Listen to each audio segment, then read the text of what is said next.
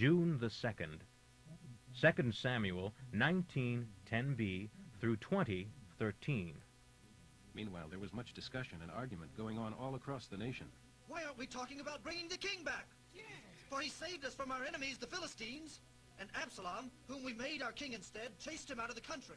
But now Absalom is dead. Let's ask David to return and be our king again. Then David sent Zadok and Abiathar, the priests, to say to the elders of Judah, "Why are you the last ones to reinstate the king? For all Israel is ready, and only you are holding out. Yet you are my own brothers, my own tribe, my own flesh and blood." And he told them to tell Amasa, "Since you are my nephew, may God strike me dead if I do not appoint you as commander-in-chief of my army in place of Joab." Then Amasa convinced all the leaders of Judah, and they responded as one man. They sent word to the king. "Return to us, and bring back all those who are with you." So the king started back to Jerusalem. And when he arrived at the Jordan River, it seemed as if everyone in Judah had come to Gilgal to meet him and escort him across the river. Then Shimei, the son of Gera, the Benjaminite, the man from Bahurim, hurried across with the men of Judah to welcome King David. 1,000 men from the tribe of Benjamin were with him, including Ziba, the servant of Saul, and Ziba's 15 sons and 20 servants. They rushed down to the Jordan to arrive ahead of the king. They all worked hard ferrying the king's household and troops across, and helped them in every way they could. As the king was crossing, Shimei fell down before him and pleaded, "My lord the king, please forgive me and forget the terrible thing I did when you left Jerusalem. For I know very well how much I have sinned. That is why I have come here today, the very first person in all the tribe of Joseph to greet you." Abishai asked, "Shall not Shimei die? For he cursed the Lord's chosen king." "Don't talk to me like that. This is not a day for execution, but for celebration.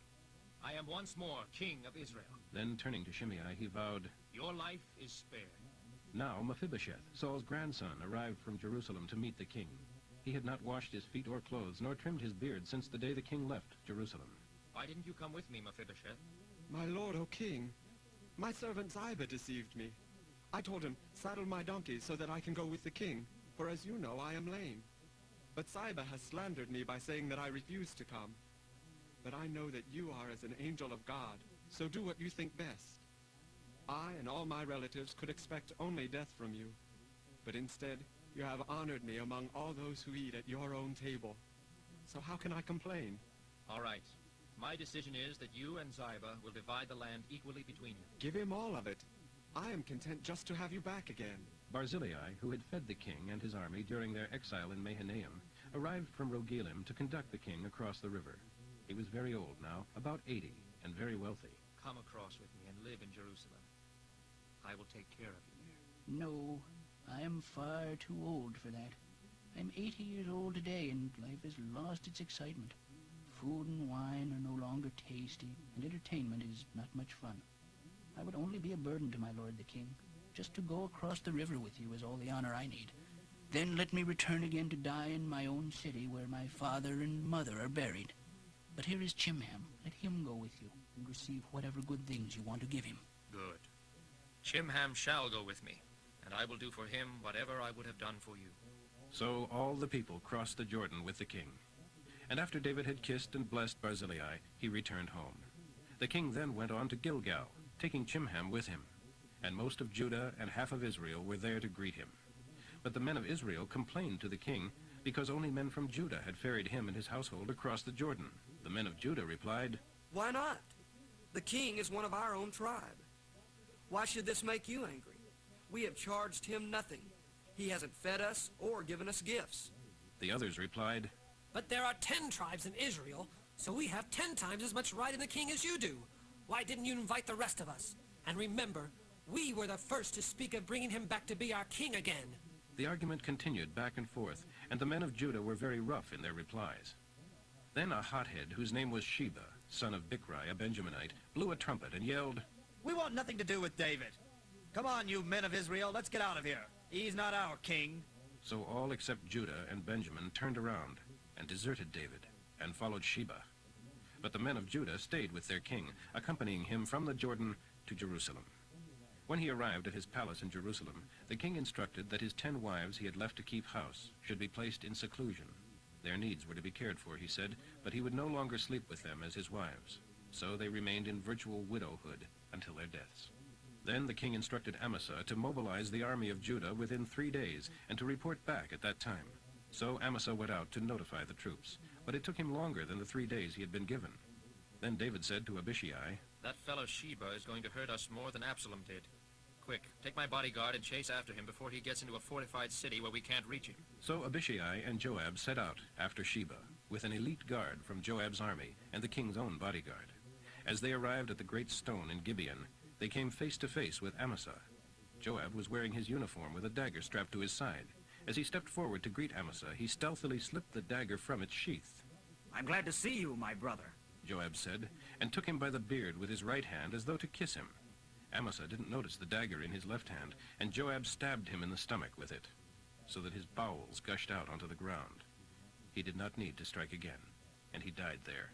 Joab and his brother Abishai left him lying there and continued after Sheba. One of Joab's young officers shouted to Amasa's troops, "If you are for David, come and follow Joab!" But Amasa lay in his blood in the middle of the road, and when Joab's young officers saw that a crowd was gathering around to stare at him, they dragged him off the road into a field and threw a garment over him. With the body out of the way, everyone went on with Joab to capture Sheba. John 21, 1 through 25. Later, Jesus appeared again to the disciples beside the lake of Galilee. This is how it happened. A group of us were there: Simon Peter, Thomas the twin, Nathanael from Cana in Galilee, my brother James and I, and 2 other disciples. Simon Peter said, "I'm going fishing." "We'll come too." We did, but caught nothing all night. At dawn, we saw a man standing on the beach, but couldn't see who he was. He called, "Any fish, boys?" "No." Then he said, "Throw out your net on the right-hand side of the boat, and you'll get plenty of them." So we did, and couldn't draw in the net because of the weight of the fish. There were so many. Then I said to Peter, "It is the Lord." At that, Simon Peter put on his tunic, for he was stripped to the waist, and jumped into the water and swam ashore. The rest of us stayed in the boat and pulled the loaded net to the beach about 300 feet away. When we got there, we saw that a fire was kindled and fish were frying over it, and there was bread. "Bring some of the fish you've just caught," Jesus said. So Simon Peter went out and dragged the net ashore. By his count, there were 153 large fish, and yet the net hadn't torn. "Now, come and have some breakfast," Jesus said. And none of us dared ask him if he really was the Lord, for we were quite sure of it. Then Jesus went around serving us the bread and fish. This was the 3rd time Jesus had appeared to us since his return from the dead. After breakfast, Jesus said to Simon Peter, "Simon, son of John, do you love me more than these others?" "Yes. You know I am your friend." "Then feed my lambs," Jesus told him. Jesus repeated the question, "Simon, son of John, do you really love me?" "Yes, Lord. You know I am your friend." "Then take care of my sheep," Jesus said. Once more he asked him, "Simon, son of John, are you even my friend?" Peter was grieved at the way Jesus asked the question this 3rd time. "Lord, you know my heart. You know I am." Jesus said, "Then feed my little sheep. When you were young, you were able to do as you liked and go wherever you wanted to. But when you are old, you will stretch out your hands and others will direct you and take you where you don't want to go." Jesus said this to let him know what kind of death he would die to glorify God. Then Jesus told him, "Follow me." Peter turned around and saw the disciple Jesus loved following, the one who had leaned around at supper that time to ask Jesus, "Master, which of us will betray you?" Peter asked Jesus, "What about him, Lord? What sort of death will he die?" Jesus replied, "If I want him to live until I return, what is that to you? You follow me." So the rumor spread among the brotherhood that disciple wouldn't die. But that isn't what Jesus said at all. He only said, "If I want him to live until I come, what is that to you?" I am that disciple. I saw these events and have recorded them here. And we all know that my account of these things is accurate.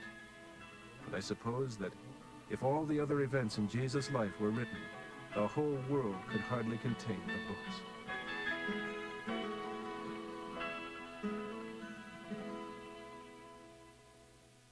Psalm 120, 1 through 7. In my troubles I pled with God to help me, and he did. Deliver me, O Lord, from liars. O lying tongue, what shall be your fate? You shall be pierced with sharp arrows and burned with glowing coals.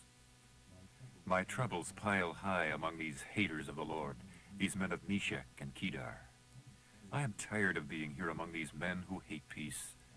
I am for peace, but they are for war, and my voice goes unheeded in their councils. Proverbs for today, 16:16 through 17. How much better is wisdom than gold, and understanding than silver? The path of the godly leads away from evil. He who follows that path is safe.